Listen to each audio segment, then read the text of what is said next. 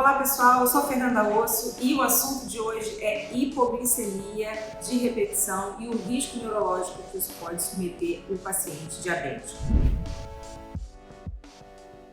É muito comum a gente ver uma preocupação, por parte tanto dos pacientes, dos familiares, até mesmo dos profissionais de saúde que cuidam desses pacientes com relação à hiperglicemia, a manter a glicemia dentro da meta, evitar episódios hiperglicêmicos. Mas a gente precisa também ter um olhar muito cuidadoso no que diz respeito às hipoglicemias, que naturalmente são mais comuns, mais frequentes em pacientes que fazem uso de insulinoterapia. Então, para esses pacientes que são insulinizados, a gente precisa ter um cuidado muito grande de manter a hipoglicemia dentro daquela meta que a gente conhece. Quem não conhece, tem aqui também no canal falando sobre isso, o tempo no alvo.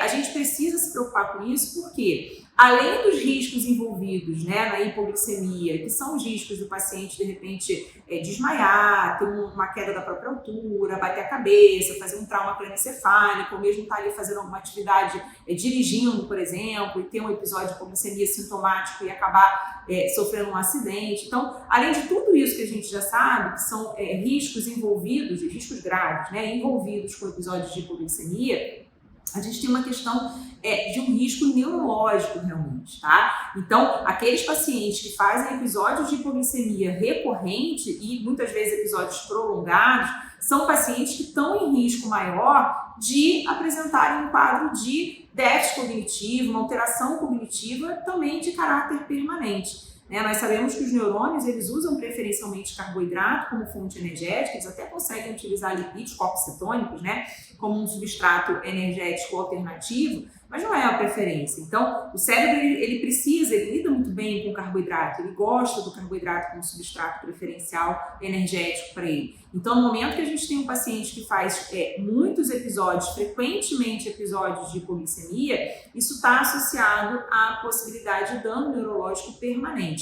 E principalmente se tratando de crianças, os estudos mostram que em crianças isso acaba sendo ainda mais significativo.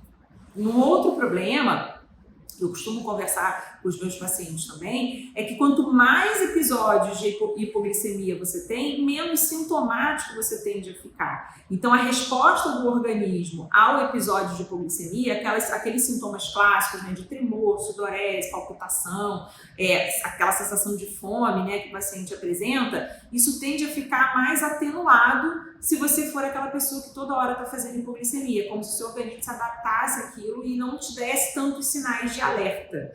Então isso é muito grave também, porque uma das coisas que a gente precisa ter são os sinais de alerta de hipoglicemia para saber que está realmente nessa condição e que a gente precisa atuar rápido.